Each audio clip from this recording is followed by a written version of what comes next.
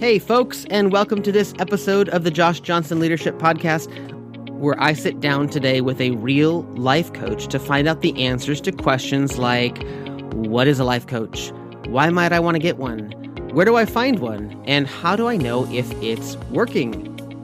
Also, by way of an unintentional bonus, if you listen closely in the midst of her answers to my questions, you can glean quite a few practical tips on setting good work-life boundaries, discerning, developing, and honing a call, and adapting your work to changing circumstances. Oh, and if you are thinking about ever being a life coach, listen in as she shares about her process for some good starting points. And finally, I should disclose that I have been a client of this coach twice. The first time was to help me discern if it was the right time to end a job, or if it was just me needing to work through a slump. And the second time overlapped with my transition out of that job. I was thankful to have her in my corner through both of those seasons.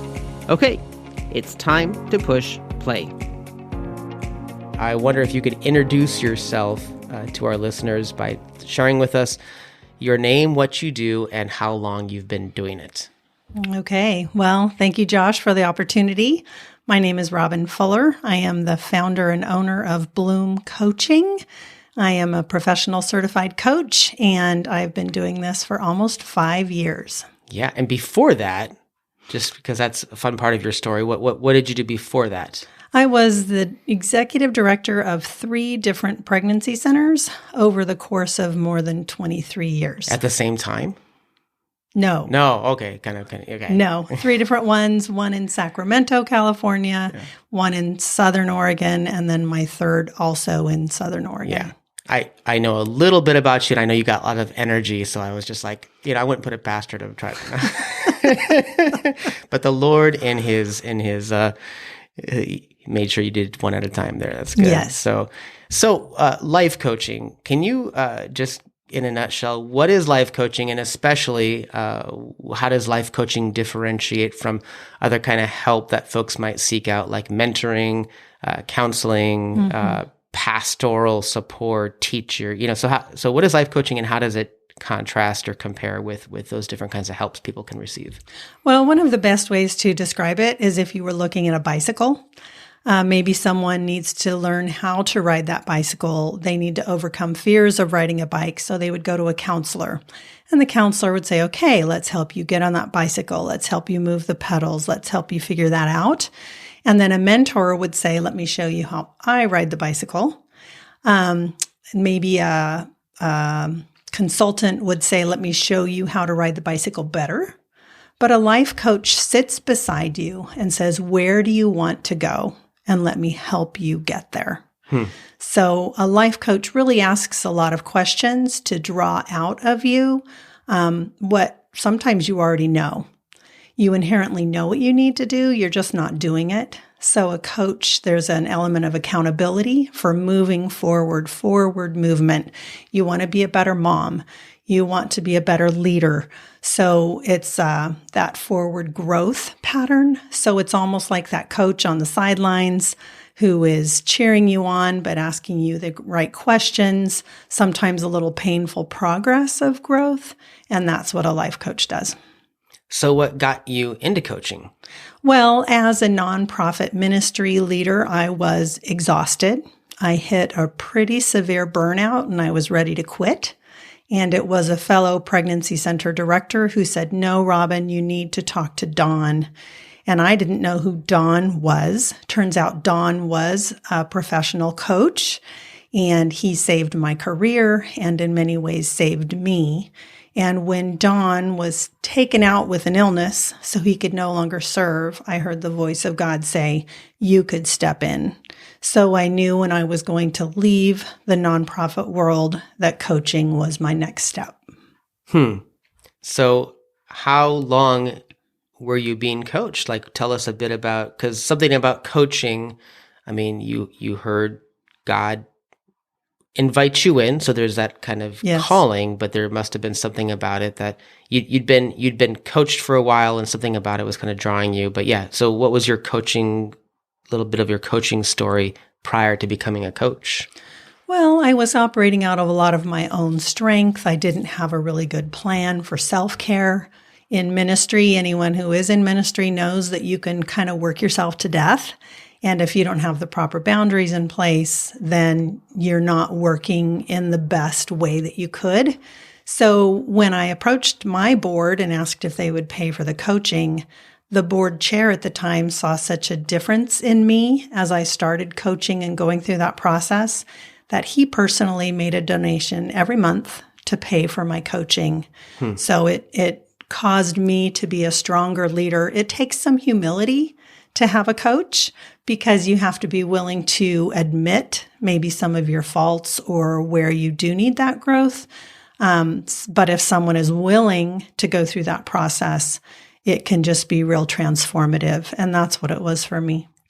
So coaching, did you just kind of subscribe to a coach and you just kept on going, or was it for a season? And then, I mean, when someone thinks about getting coaching, are they thinking about a new thing to add into their life forever? Or is this like how do you think about that? And for yourself, have you just always had a life coach since then? Well, for me, so my first coach, it was just a season, and then he got really sick. I invited my second coach, and then I actually had a third coach, and now I have a different coach. So I've actually had 4 coaches. They have each served different purposes. So it's not like this lifetime commitment. Sometimes there's something really specific you want to work on. You accomplish that. Maybe a different kind of coaching voice in your head is good. But when I was in ministry, if I was having internal doubts and struggles, I couldn't really go to my board because they were my boss. And I shouldn't be going to my staff because I was their boss. And I shouldn't be inundating or overwhelming my spouse or my friends. So who was I talking to? And that's the position that the coach filled for me, is when I needed that outside voice. Someone who would just ask those questions and help me think through obstacles. I hope our listeners hear kind of hidden in the midst of what you're saying there is you had a sense of good boundaries. And so somewhere you were taught those and you knew how inappropriate it would be to go to your staff or to be mindful of the boundaries between maybe someone on your board. Maybe they would have been there for you, but there's that awkwardness of the, when do you use your board for the, and they mindful of the fact that they are your boss. And so first of all, having those boundaries in place that sound like good boundaries, but then what do you do if you want to get help, talk through something, flesh something out, and also keep track, be mindful of good boundaries with the people in your life? Mm-hmm. How did you develop those boundaries? Well, some of it was, what was I doing? The very first question my very first coach asked me was, how many hours a week are you working? So I answered 40. And he said, okay, I hear that. So you go to the grocery store and you see a donor and they ask you a question. Are you in work mode? Yes. And then he said, okay, so then you go to church on a Sunday morning and someone strikes up a conversation. They start talking about the ministry. Are you working? Yes. And then, so questions like that made me realize I was working way more than 40 hours a week. And so I then put into practice some different things, like I stopped bringing my laptop to and from work. So otherwise I'd open my laptop, sit there at night. Next thing you know, I'm in my email and I'm working. So I got a desktop computer at work. I stopped doing that. I made it harder to get into my emails. I didn't just automatically get it on my phone.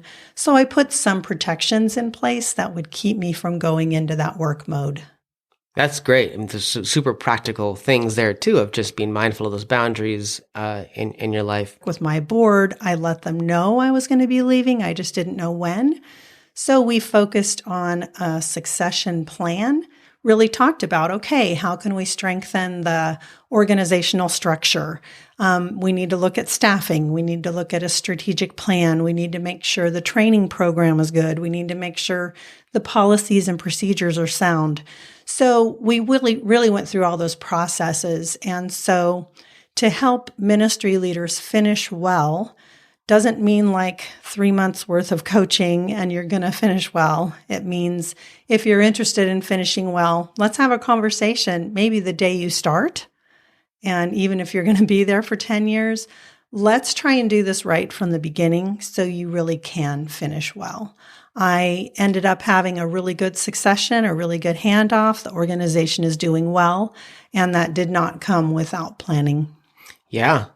I mean, it's how rewarding that must be to get to see some of the fruits of that labor, that investment of time and intention, not just on your own, but with the community that was around you, your coaches and also your board and your staff. That's fantastic.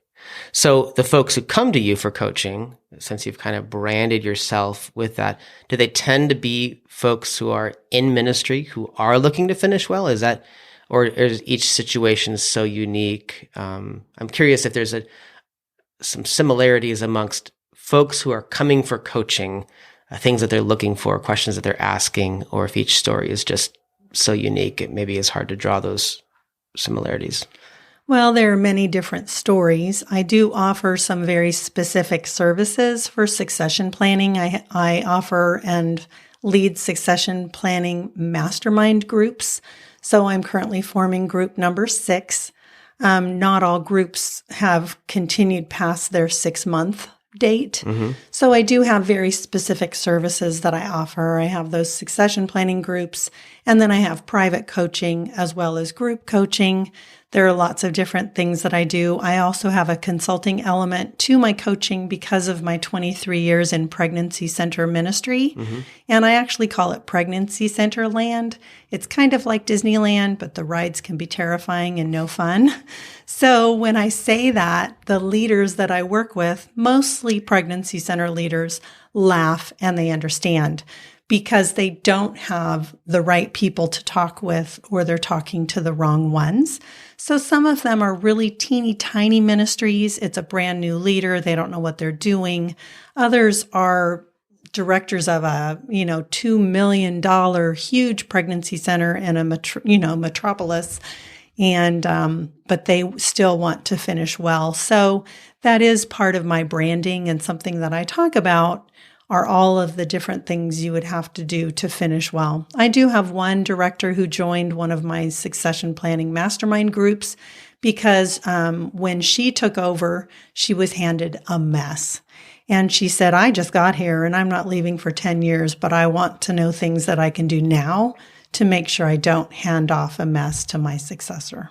So it's always something that I come back to, is that finishing well.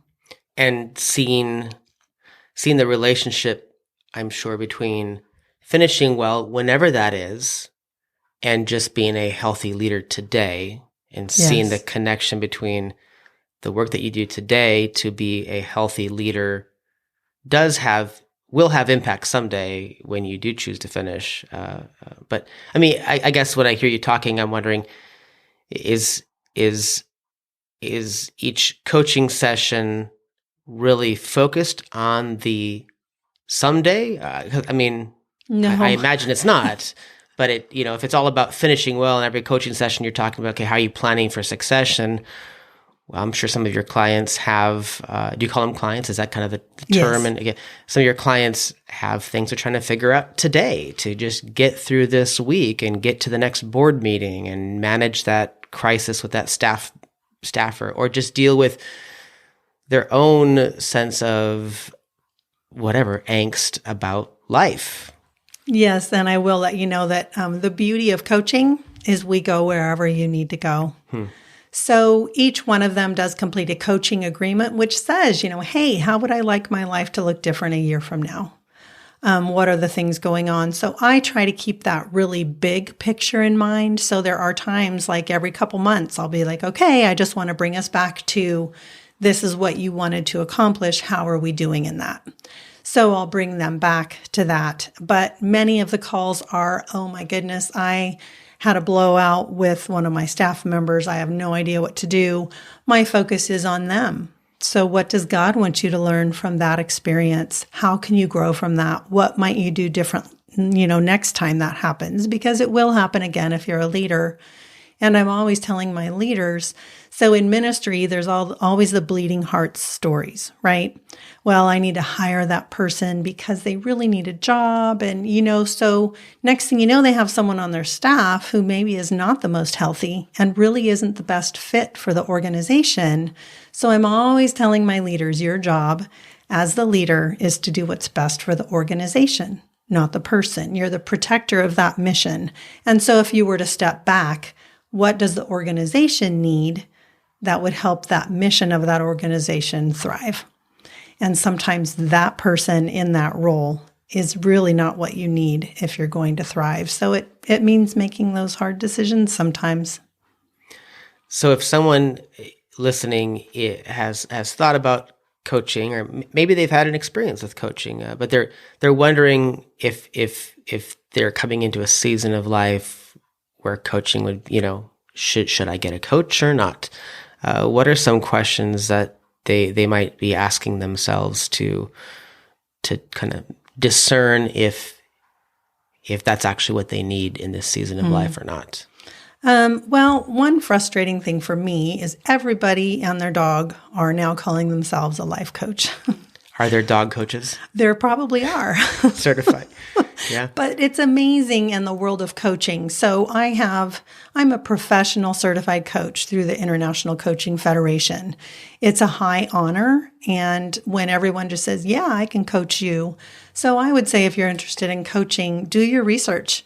Find someone who really has a proven track record, can actually give testimonials, because in a true coaching conversation, all I would do is reframe what you're saying and ask questions. I would provide no input. I would not be telling you what to do because, as I said, most people really inherently know themselves and what they need to do. They're just not doing it. So a fascinating question, if I ask somebody, what do you think you should do in this situation? And they say, I don't know. If I say, well, if you did know, what would the answer be? It's amazing how many times they have an answer.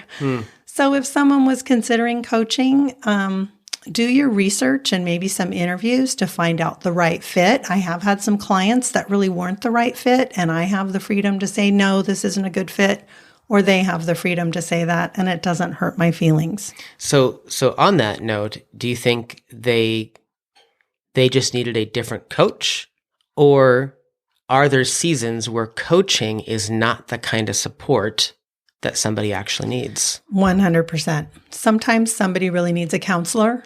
A coach truly works with someone who is inherently pretty healthy. So they're able to move forward.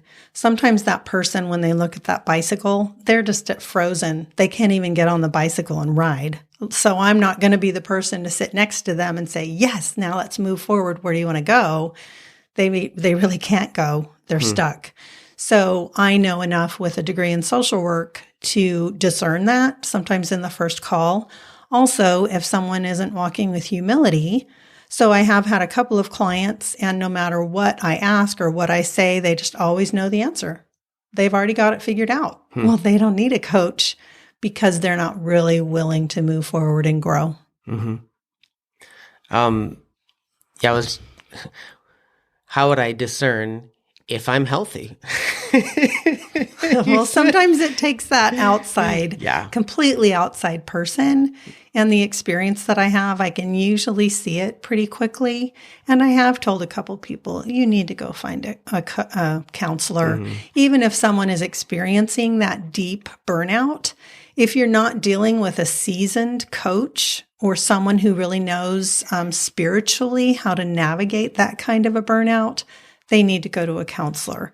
And I did have one client, I coached with her for a season, and then I was like, you need to go see a counselor. And she did. Best thing she's ever done. She's now back in my life, but it's a different version of her. I noticed on your website that you offer a 30-minute, or maybe this is just as the listeners will know from the introduction to this podcast, I did contract with Robin, and I was one of her clients for couple different seasons in my life. So I know this. You had like a 30-minute unbilled, free, just kind of or I don't know if you still do that, but it's like an introductory call. Just a kind of like getting to know you, getting a sense of each other.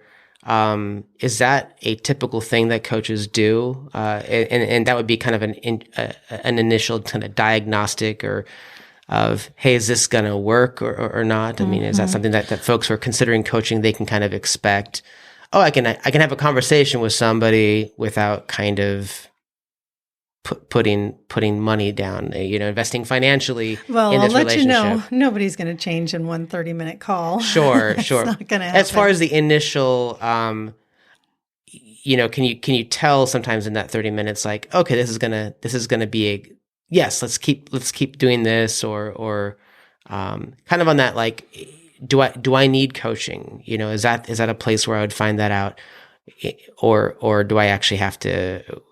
Would it be good to kind of think about, well, doing at least 1, 2, 3 months of coaching to kind of find out if this is what I need right now? Well, we always start with that introductory call. That is pretty common in coaching. It's kind of like, let me hear your heart and let's seek the Lord together. As a Christian coach, I want to work with whomever God sends my way. I'm not going to try to strong arm anyone, sometimes it works and sometimes it doesn't. So I hear their heart. What is it that's leading you to even consider coaching? Tell me what's going on. I'm just going to listen. Most of my coaching is done over the phone, so I can listen at a deeper level and take some good notes and write some good questions. And so I have had those calls. It seems like it's a great fit, but maybe the cost is prohibitive, or maybe their board won't pay for it. If it is a ministry leader, I know what most ministry leaders are paid. And so I generally do give them a proposal to take back to their board to consider. So there's different reasons why they say no, but then some of them say yes. Mm-hmm. Incidentally, I was surprised when you were my coach. I was skeptical about the phone being the better way to have a coaching session because I love being in person, but it was true. It actually was. So that was just an interesting thing for me to find out, that actually being on the phone with somebody, even though we live in the same town and we could meet up at a coffee shop, it actually was a more productive call being on the phone. That was just interesting. I wonder. Yeah. So if someone's thinking about coaching, obviously, your website's a landing spot. They can kind of explore your services. But if there is there how do people find coaches? Oh my goodness. You can. Are there like website, and especially because you said that everybody and their dog is calling themselves a coach, but you're certified. Like, are there clearinghouses where you can kind of find certified people? There are so many. Okay. I went through. My education was through the Professional Christian Coaching Institute. They have a website where they list coaches. I had one gal from Nebraska find me, and it was through a very thoughtful search. She really wanted someone who specialized in working with ministry leaders. She wanted a Christian coach. And so she found me. I would just say, if you're interested, start the path, but be cautious about who you go with. Try to find someone who actually has some experience. There are coaches in every kind of niche you would ever want.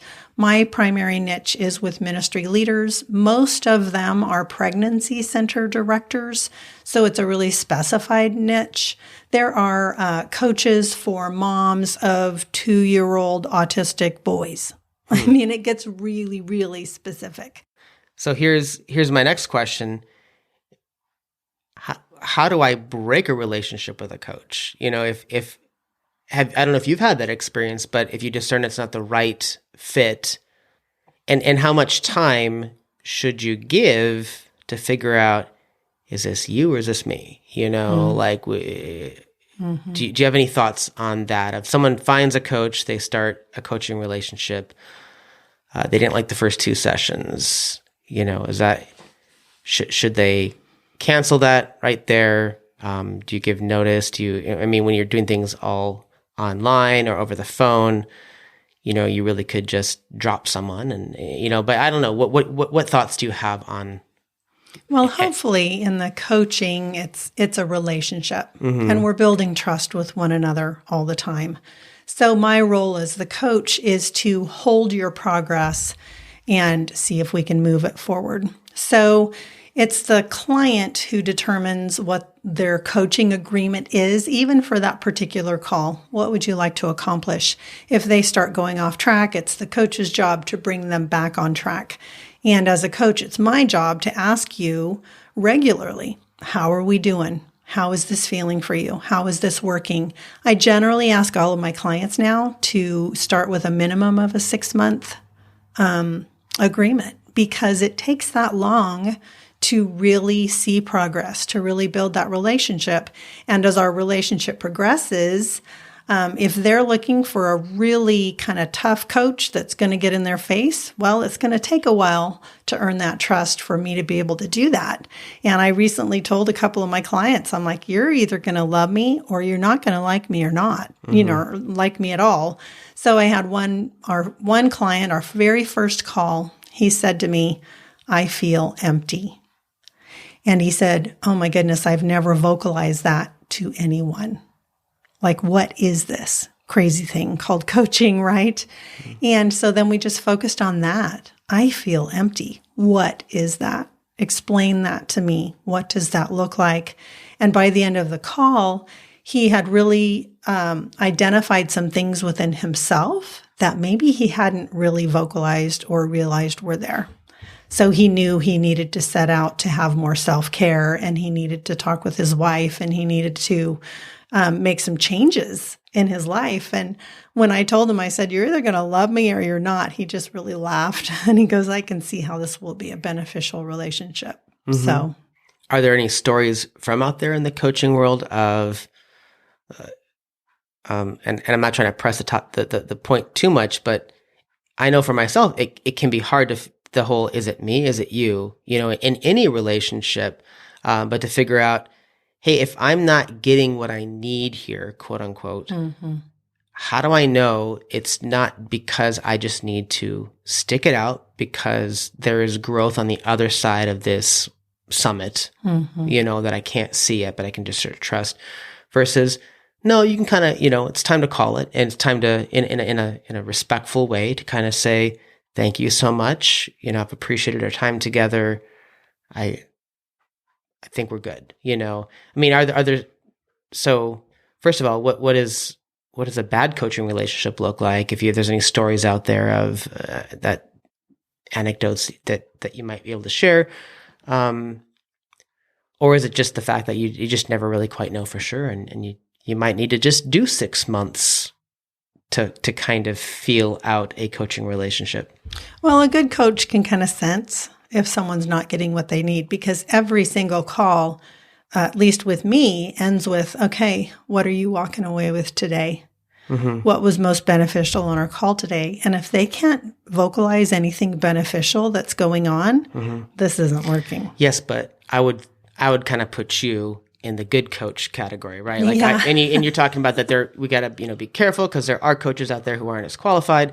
The scenario you're talking about is where a coach is actually watching the relationship, and you in our coaching relationship would have brought up, this might not be working, or, we might need to reassess. But if it's more on the client to kind of discern whether to move on or not, are there, I don't know. I just don't know if there's any stories about there, like where you heard like, oh, there's this cautionary tale of this coach who did such and such, and don't be like that coach because that's not good.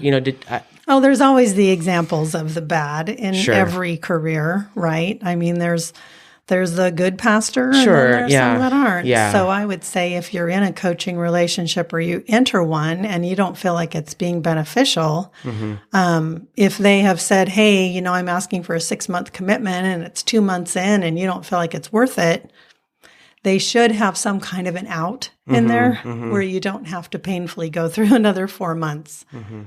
Yeah. If they don't have that, run. That's what I would say. If they don't have a way for you to leave, right, then that's just not even kind. Yeah. Or if you're feeling kind of pressured to stay in and it becomes more about the coach than about the clients. Yes. I'm sure that would be a good indicator. If I'm curious if there's any question I forgot to ask you, or something that, maybe a question that you've been asked that I didn't ask today, that folks who are listening and they're listening about life coaching and that they should know about or think about? Well, I would say to any ministry leader, many of whom are paid really small amounts. I don't know why there's this poverty mindset in the world of ministry. I think ministry leaders should be paid more than the for-profit world personally, but it doesn't happen. And I would say... Some folks are listening, they're like, yes! Yeah, yes, exactly. But I'm not in it for the money. But people say that. I mean, people said to me, wow, it's amazing you're paid anything. You're trying to save the lives of unborn children. You'll get your reward in heaven, right? Right. Which, after 23 years of ministry, I had no retirement. I didn't have insurance. I didn't have benefits. I mean, it's really a sad picture of the world of ministries. One way that board of directors can help their leaders is through professional development, and that's what coaching would be. So maybe they can't give a raise, or maybe they can't pay for that medical care, but they could pay for leadership development or professional development, which is where a coach would come in, and to be willing to put some money towards it. My rates are really low in the world of coaching. Mm-hmm. It fascinates me. One of my mentor coaches, she will intentionally fly first class wherever she goes, and that's where she gets her clients, because she works with high-end executives of corporations. They pay her $1,000 a month to speak for 90 minutes. And they pay it, and they keep paying it because it's giving them forward movement and growth. Mm-hmm. So a good coach, I'm not near that much, but you do have to be willing to pay for it, and it's very beneficial. Mm-hmm. Anything else to kind of add to this conversation?